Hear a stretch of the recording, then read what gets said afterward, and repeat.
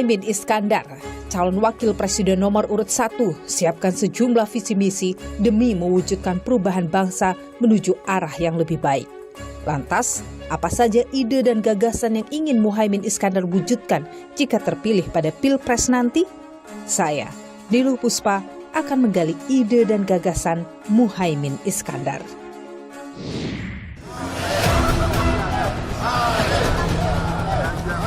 Ingin perubahan, jangan lupa nomor 1.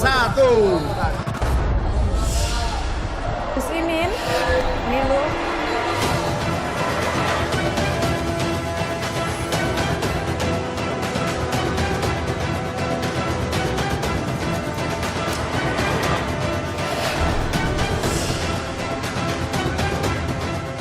Isu kedaulatan pangan ini kan memang yang paling Bukan kedaulatan pangan saja, tapi kemandirian pangan. Target utamanya agar pangan menjadi kekuatan ekonomi. Sisi yang lain, kita harus mengurangi impor sekecil-kecilnya. tapi tidak mungkin kan menghapuskan impor.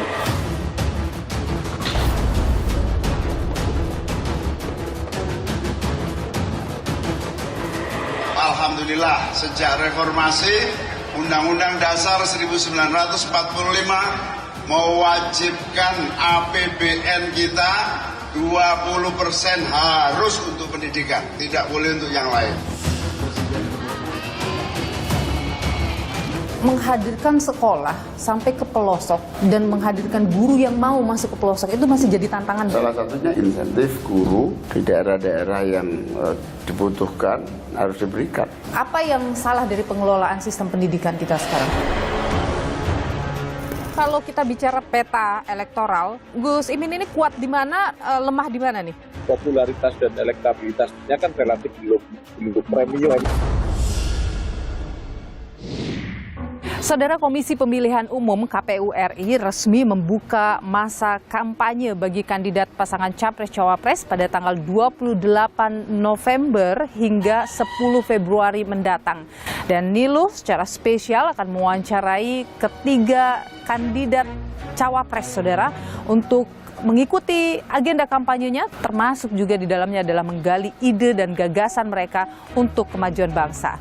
Dan untuk Niluh spesial kali ini, saya berkesempatan mengikuti salah satu kandidat, yakni Cawapres nomor urut 1, Abdul Muhaimin Iskandar, atau lebih akrabnya biasa dicapa Gus Imin.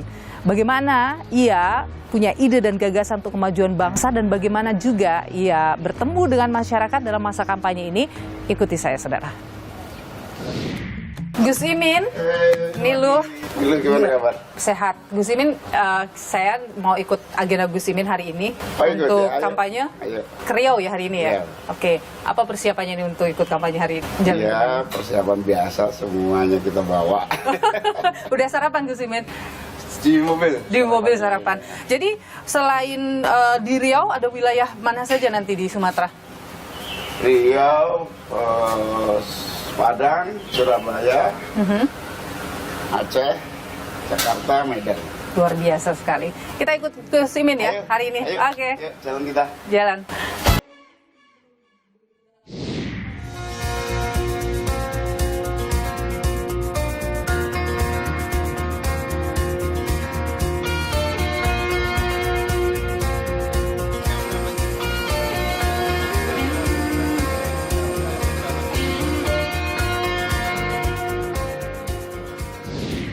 Saudara, kita baru saja mendarat di Pekanbaru. Sekarang lagi proses penyambutan. Dan setelah ini Cawapres nomor urut 1 ini Muhaimin Iskandar akan langsung bertemu dengan warga. Ada beberapa agendanya. Salah satunya dengan mahasiswa dan juga ke pasar, saudara. Kita akan ikuti semua agendanya hari ini.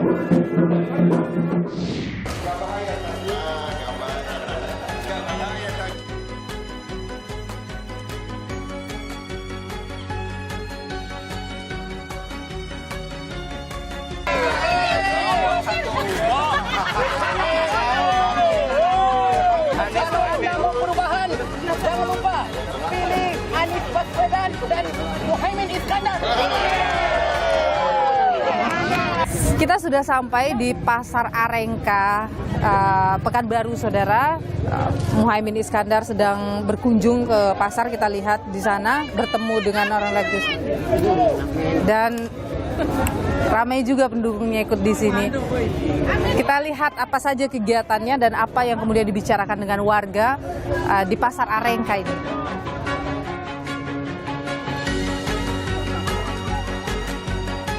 Ini Bapak.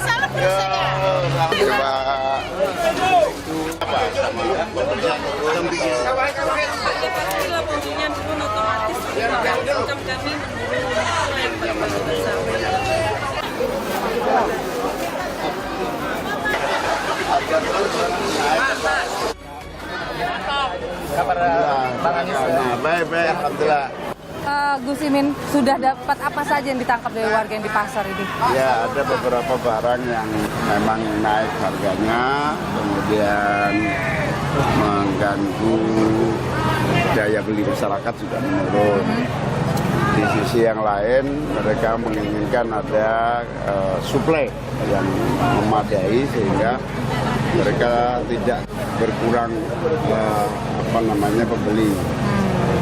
Tapi sebagian masih stabil. Oke, isu kedaulatan pangan ini kan memang yang paling ramai juga. Paling utama. Itu menjadi konsentrasi kami.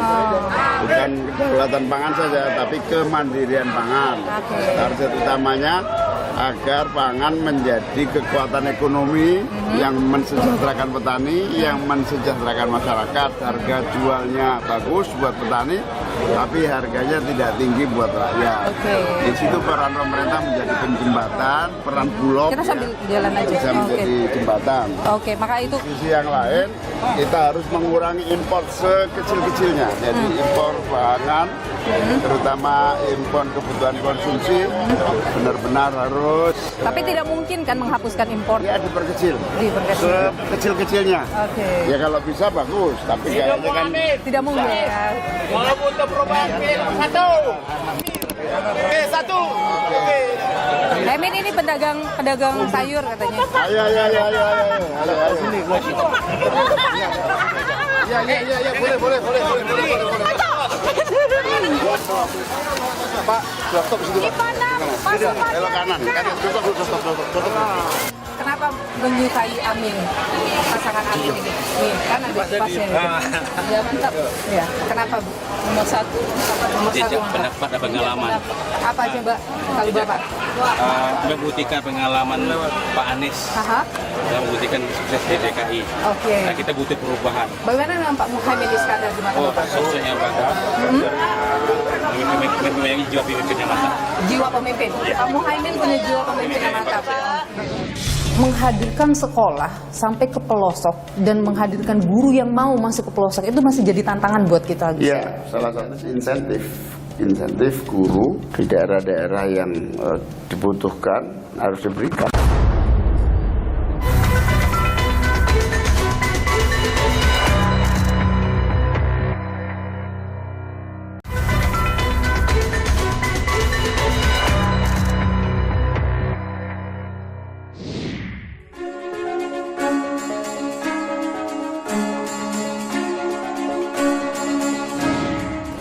Dan kita sudah tiba di lokasi kedua untuk kunjungan Muhaimin Iskandar di Pekanbaru, Riau, saudara, yakni di Universitas Muhammadiyah Riau. Ada agenda untuk bertemu dengan sivitas akademik, mahasiswa juga nantinya. Kita akan ikuti langsung.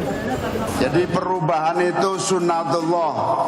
Siapa yang hari ini tidak lebih baik dari hari yang kemarin, maka termasuk rugi. Semoga adik-adik tambah sehat semuanya, tambah cerdas semuanya, lulus dengan cepat.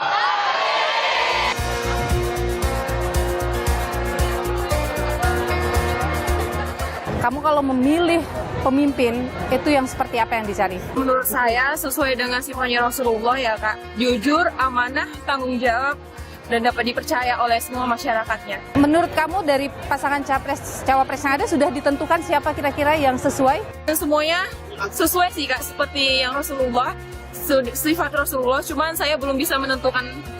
Oke, nanti ya, pada 14 Februari jangan lupa ya. Bagaimana sih karakter pemimpin yang dicari oleh kamu? Yang pertama itu Oke. Karena seorang pemimpin itu dilihat dari agamanya. Oke, sudah lihat visi misi mereka? Sebagian sudah. Sudah ada yang serak mungkin? Belum. Oke, baik. Lihat-lihat dulu. Oke, terima kasih Wahyu ya. Setelah hampir 1 hari full ini, kita berada di Riau, mengelilingi beberapa tempat, dan Gus Imin juga bertemu dengan sejumlah relawan, masyarakat. Sekarang sudah bersama saya Gus Imin untuk kita ngobrol lebih dalam soal sejumlah ide dan gagasannya. Tapi sebelum ngobrol, Gus, saya punya pantun. Karena seharian ini Gus Imin ini main pantun terus, jadi saya nggak mau kalah. Saya ada pantun juga untuk Gus Imin ini. Di Riau tidak boleh nggak ada pantun. Di Riau tidak boleh tidak ada pantun ya. Anak gajah biasanya besar. Cakep. Meski besar, tapi takut sama lilin. Cakep. Nah, Bapak Ibu semua, yuk kita dengar ide dan gagasan dari Gus Imin.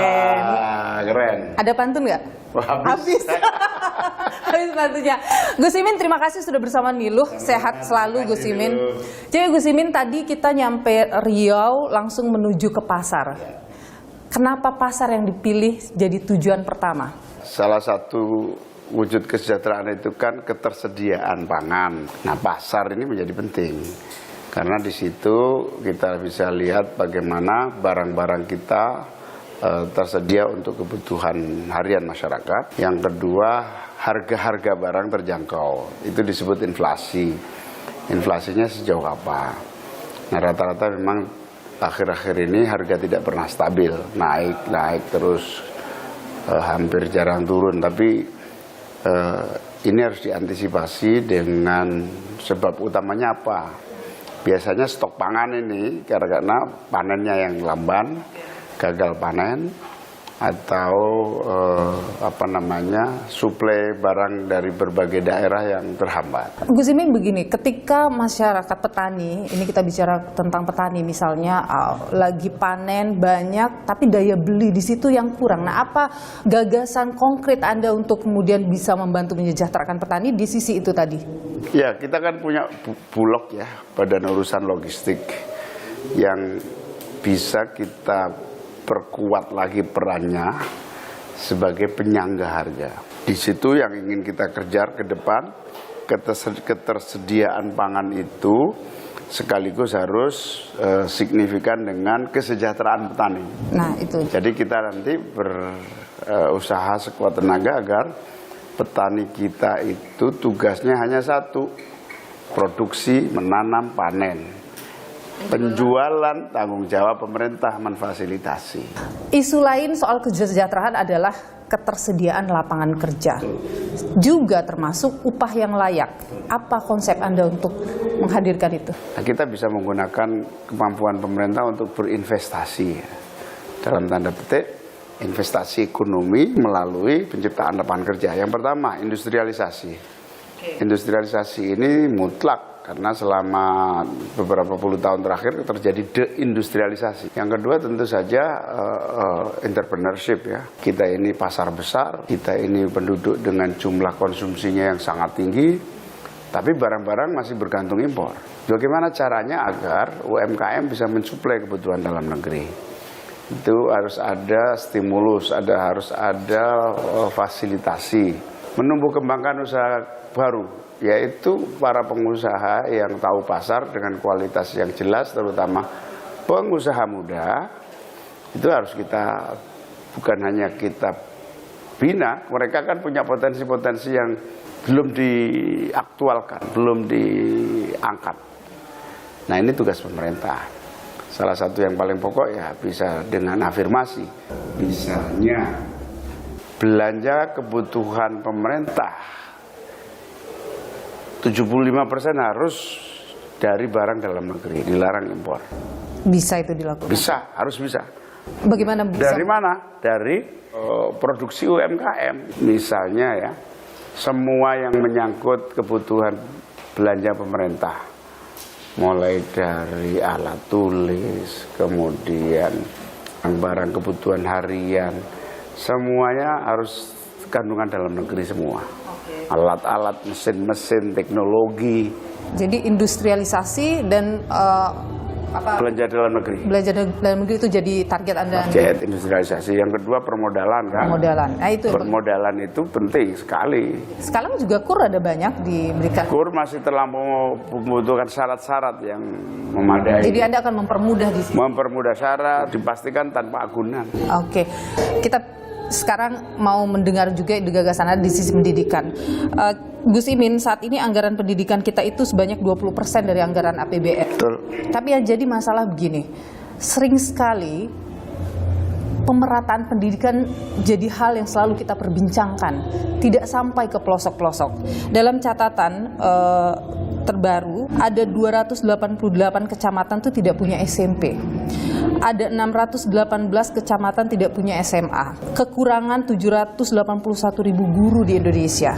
Apa gagasan Anda untuk pemerataan pendidikan? Ya, kita sangat yakin ya anggaran sebesar itu kalau dilakukan refocusing, efisiensi, kemudian bila perlu penambahan anggaran, itu memang prioritas yang paling pokok adalah keadilan dan kesetaraan akses pendidikan. Jadi jarak tempuh, kemudian kualitas, kemudian biaya pendidikan itu harus betul-betul kita hitung sehingga uang kita dari APBN bisa memberi insentif pendidikan swasta untuk tumbuh maju, sementara pendidikan negeri juga berjalan baik. Menghadirkan sekolah sampai ke pelosok dan menghadirkan guru yang mau masuk ke pelosok itu masih jadi tantangan buat kita. Ya, salah satunya insentif guru di daerah-daerah yang dibutuhkan harus diberikan. Anda menargetkan itu? Yes, di prioritas pendidikan itu utamanya guru. Oke, di tingkat pendidikan tinggi tentu kita bicara soal riset dan teknologi. Adakah kemudian yang Anda persiapkan untuk memperbanyak riset dan teknologi? Pasti. Jadi gini, perguruan tinggi kita, terutama produk-produk teknologi yang dibuat, itu biasanya hasil risetnya itu terbengkalai. Karena apa? Tidak match dengan order kebutuhan. Nah, harus ada kemauan politik dari birokrasi, dari pemerintah untuk menggunakan temuan-temuan riset di berbagai bidang, khususnya kampus dan khususnya lagi teknologi, untuk bisa diaplikasikan di dunia pemerintahan. Misalnya, birokrasi kita masih sangat membutuhkan teknologi services, teknologi yang menservis publik, pelayanan publik dengan menggunakan teknologi. Itu bisa mulai dari softwarenya, hardwarenya ditumbuhkan dari dalam negeri. Belum lagi konsumsi teknologi kita di tingkat nasional. Peluang untuk menjadi produsen teknologi tinggi karena pasarnya tinggi. Ya, itu yang harus kita dorong oleh pemerintah.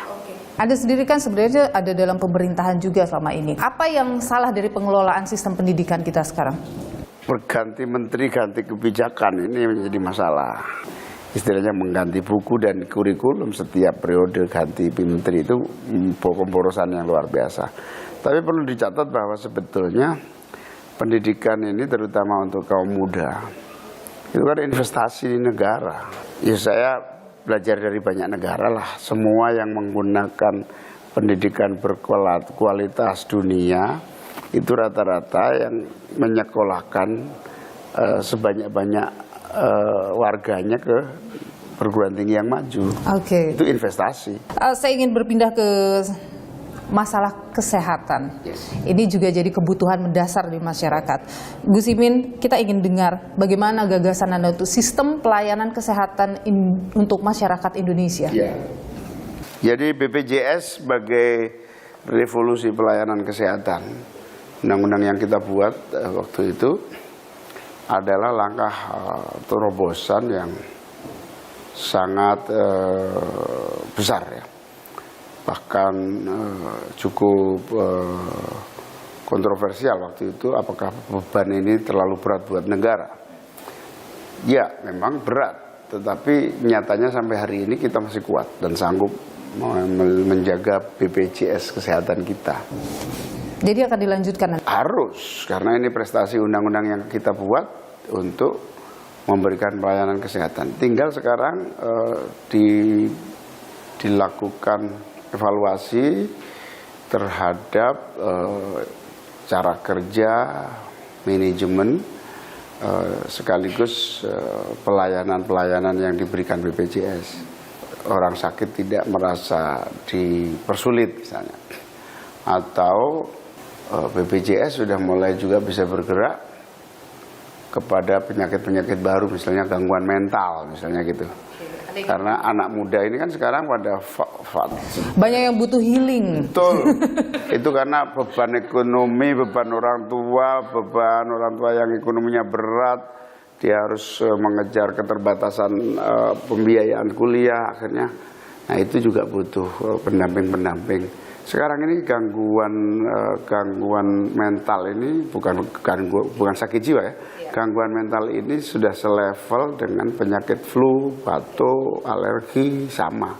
Kalau tadi ngomongin soal pelayanan kesehatan tadi, kita sering melihat melalui media sosial masyarakat di pelosok pedalaman punya puskesmas, tapi tidak ada tenaga kesehatannya, tidak ada obat-obatan yang mereka butuhkan. Bagaimana itu soal pemerataan hal seperti itu?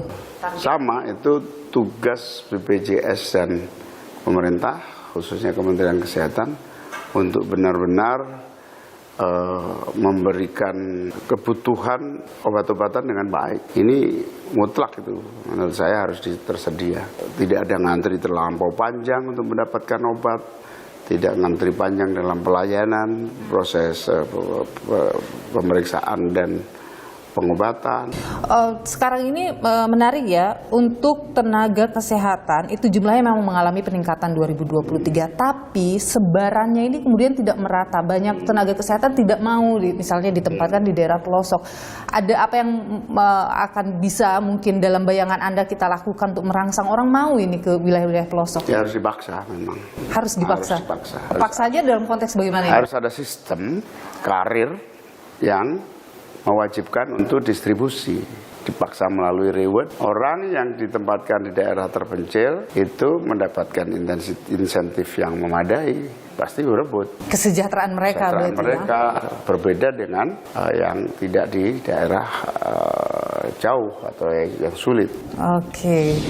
Saya masih ada isu lain lagi, isu sosial dan politik. Ini yang kemudian menarik.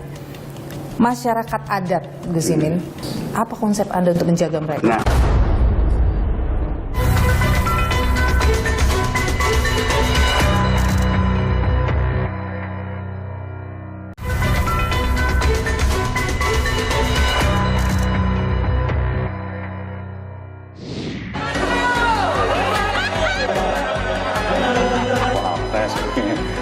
nomor 1.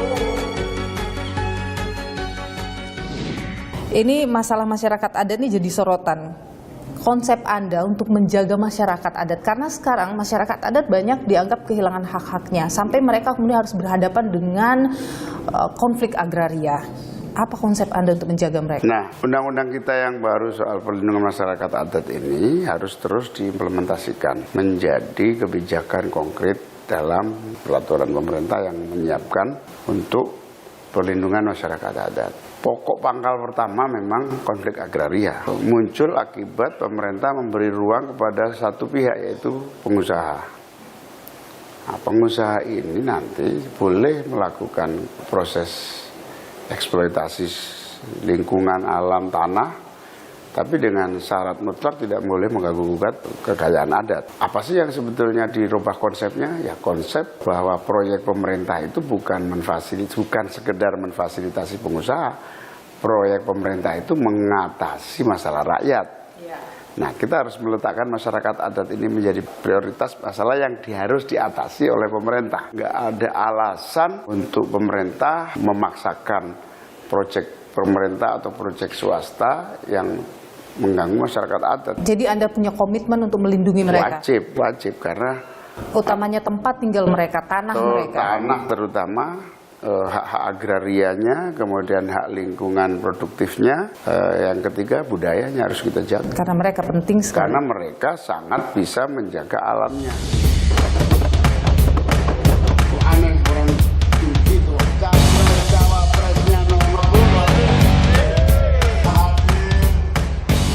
Gus Imin, negara kita kan negara yang sangat majemuk masyarakatnya ya. masalah politik sering menjadi pemicu terjadinya pecah belah. Bagaimana komitmen Anda soal itu? Ya, tentu selagi urusan sara kebinekaan ini terjaga, ya konflik itu akan pada konflik kepentingan atau konflik yang bersifat kompetitif belaka, tidak melibatkan masyarakat. Jadi politik ini harus digeser dari mengadu domba masyarakat menjadi politik yang memberi stimulan masyarakat untuk berpartisipasi secara lebih baik, lebih optimal, lebih maksimal berpartisipasi dalam politik. Dalam hal ini boleh saja kompetisi sekeras apapun terjadi, tapi jangan mengeksploitasi, menyerang lawan dengan isu sara. Nah, ketika konflik pemilu itu terjadi, itu kita harus betul-betul waspada. Misalnya aparat penegak hukum harus netral, semuanya harus netral lah. Supaya apa? Kalau netral itu konflik yang non sara itu nggak terlalu masalah. Oke. Anda melihat sekarang sudah semuanya nampak smooth, netral? Belum, kita harus hati-hati, waspada dan ingatkan semua pihak, terutama aparat penegak hukum untuk tidak. Anda melihat ada gelagat tidak netral? Saya belum menemukan itu, tapi kita harus terus teriakkan itu karena misalnya Pak Prabowo bolak-balik ngomong saya didukung oleh presiden. Nah itu kan indikasi bahwa menarik-narik netralitas gitu. Menurut saya presiden tidak boleh diklaim oleh satu kontestan. Presiden itu punya semua orang, presiden harus negarawan yang bisa mengayomi semua anak bangsa, pemimpin-pemimpin bangsa, yang dengan demikian maka presiden akan menjadi kepala negara dan pemerintahan yang disegani. Baik, Gus Imin, saya juga ingin membicarakan soal infrastruktur. Kita tahu ya sekarang bahwa masalah infrastruktur ini sering sekali belum merata, masih terpusat di Jawa misalnya, gitu. Meskipun sekarang pemerintahan yang sekarang mencoba untuk melakukan pemerataan pembangunan, tapi Anda akan melanjutkan itu? Harus. Infrastruktur itu kan seperti oksigen, kebutuhan yang tidak bisa dielakkan. Harus tersedia. Tapi apa yang Anda ingin perbaiki? Pertama, yang paling pokok infrastruktur itu fasilitas jalan untuk transportasi publik. Oke. Negara-negara maju itu bisa mensuplai kebutuhan transportasi publik lebih banyak, lebih baik, lebih sehat, lebih aman. Itu kemudian mengurangi transportasi pribadi. Oke, dan itu harus dilakukan di semua wilayah Indonesia? Semua wilayah Indonesia, terutama connecting antar wilayah. Ini satu lagi, supaya logistik kita mudah terpenuhi, kemudian jalur logistiknya murah, ya laut harus dimanfaatkan. Dulu ide tol laut itu pada dasarnya ide bagus, tapi kok belum terlaksana. Ya, jadi Anda sendiri apa punya program untuk? Ya, laut harus dimanfaatkan betul untuk sarana transportasi yang murah untuk lalu lintas logistik, murah untuk lalu lintas mobilitas orang, dan memfasilitasi kegiatan ekonomi dengan biaya yang murah. Terakhir kita bicara soal isu lingkungan. Gus Imin, beberapa waktu lalu suhu rata-rata secara global itu mencapai 2 derajat Celcius lebih panas.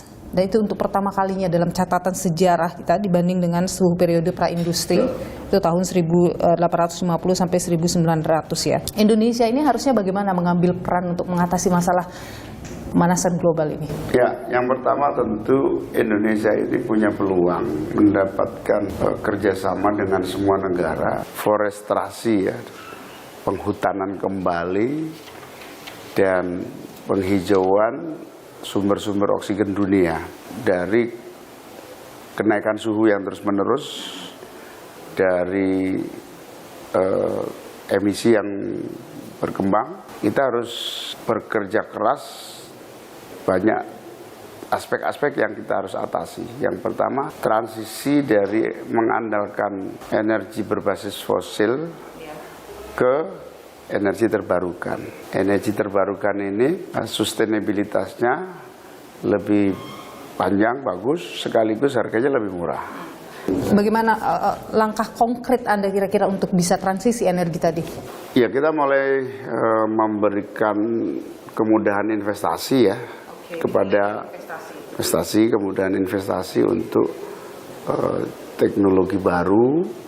Yang kedua, regulasi yang memungkinkan dan membatasi penggunaan energi fosil itu yang merusak lingkungan. Lalu kita juga membatasi kadar polusi yang ada. Sekarang ini bukan lagi climate change, perubahan iklim, tapi sudah krisis lingkungan. Oke, Anda yakin itu bisa dilakukan? Yakin, karena kita... Target Anda berapa tahun tuh kalau misal Anda terpilih 2024? Ini memang harus ada investasi juga oleh pemerintah untuk dari anggaran untuk membuat infrastruktur penggunaan transisi energi terbarukan. Ya, harus ada badan khusus yang menangani, apakah sejajar dengan badan-badan yang lain yang menjadi badan khusus pengelolaan dampak perubahan atau dampak krisis iklim di tanah air kita. Ada target tahun? Mungkin beberapa tahun? Oh iya, memang butuh waktu 5 tahun pertama ini mungkin dasar dan belanja awal dari teknologi baru. Oke, jadi kalau misalnya Anda menang harus 2 periode ini supaya lebih sempurna ya? Oh, siapapun yang menyempurnakan. Gus Imin, terakhir kami membuka question box, pertanyaan dari netizen. Saya harus membacakan, kan sudah berjanji ini pertanyaan ditujukan khusus kepada Anda. Ini pertanyaan begini, dari Arif Tarigan. Bersediakah Anda menggait capres dan cawapres lain dalam kabinet apabila Amin menang? Ya, itu mah kebutuhan ya, kebutuhannya 2. Yang pertama, pemerintahan yang menang harus memiliki dukungan 51% di DPR.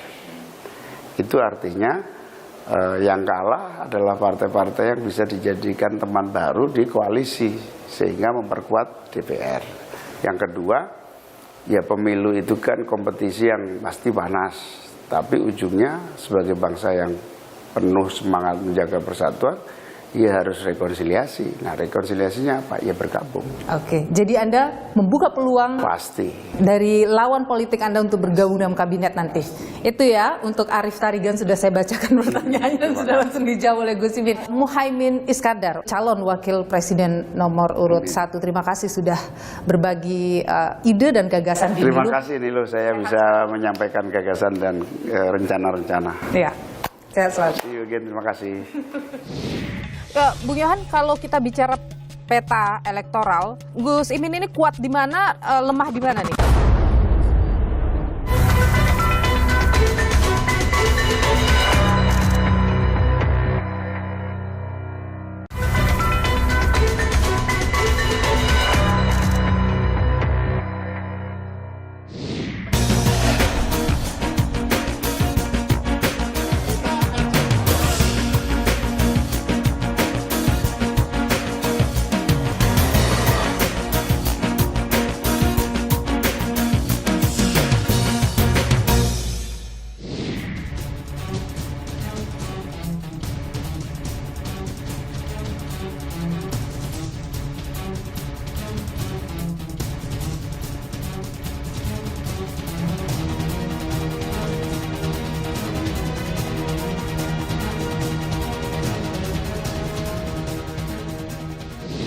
Muhaimin Iskandar, Ketua Umum PKB, menjadi pendamping Anies Baswedan di Pilpres 2024. Lantas bagaimana saudara peluang Muhaimin Iskandar bisa saling melengkapi Anies Baswedan untuk mendulang suara pada pemilu 2024 ini? Kita perbincangkan hal ini bersama saya sudah hadir peneliti Litbang Kompas, Yohan Wahyu.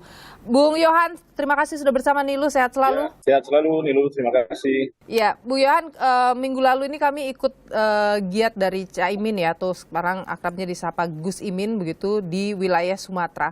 Kalau Anda sendiri melihat bagaimana sih sebenarnya peluang Muhaimin Iskandar di Sumatera? Ya, kita tahu salah satu basis dari pemilih Anies itu kan di Sumatera ya, salah satunya Sumatera Barat ya.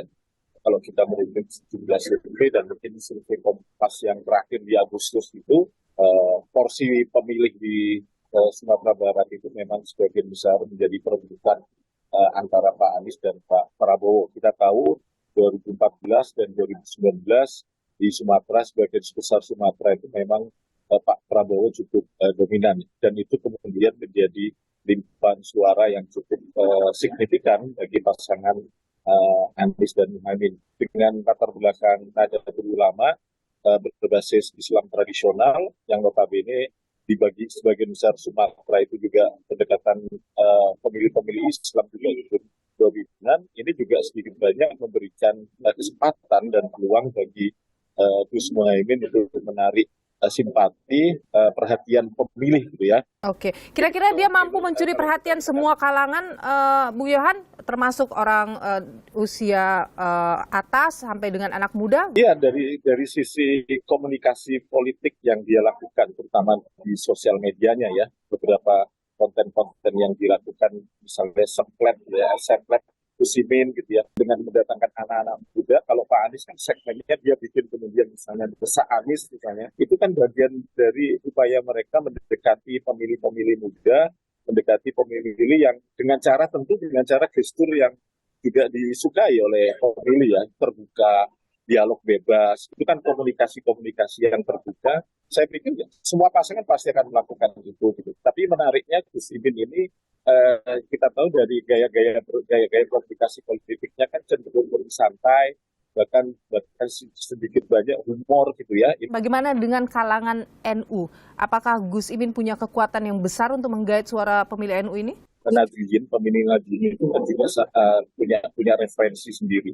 Tapi kedekatan emosional, rekam jejak, ya, apalagi kemudian sebagian besar mengatakan Gus Muhaimin ini memiliki darah biru, itu sedikit banyak menjadi sosial kapital bagi Gus Muhaimin ya, untuk kemudian relatif lebih banyak simpatinya itu ada kedekatan emosional itu dari teman-teman pemilih Nahdliyin gitu ya. Tentu salah satu faktor yang juga untuk memperkuat itu adalah infrastruktur partai.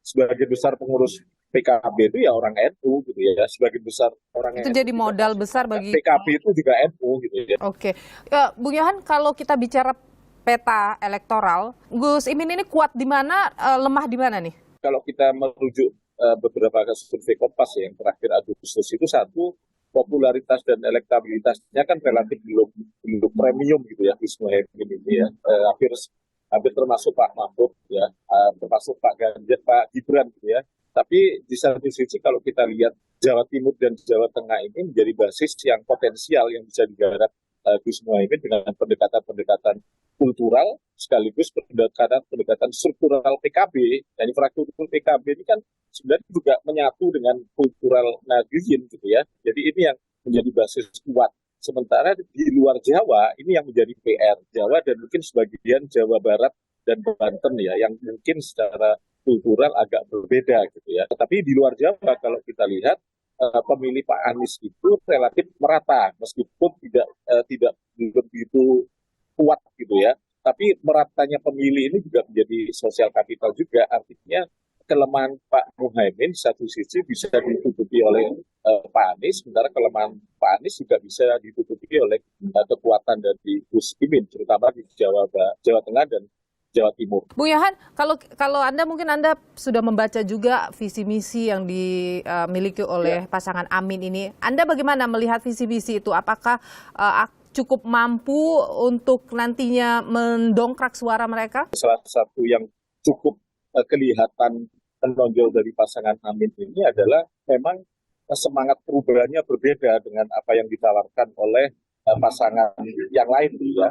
Misalnya salah satu yang tidak ada kata kunci IKN misalnya, itu kata kunci IKN hampir tidak ditemukan di visi misi pasangan Amin. Ini berbeda dengan pasangan yang lain masih memunculkan itu.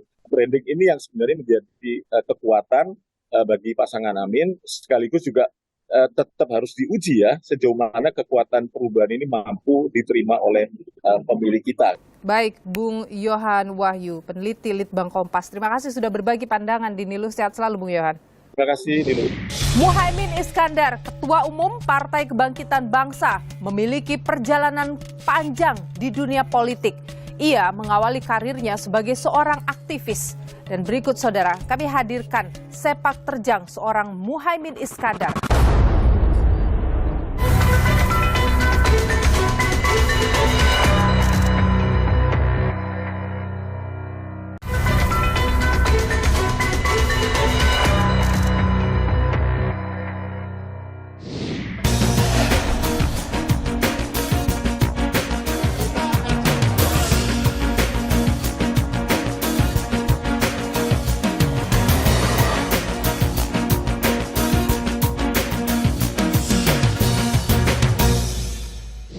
jangan lupa nomor 1. Abdul Muhaimin Iskandar, akrab disapa Gus Imin.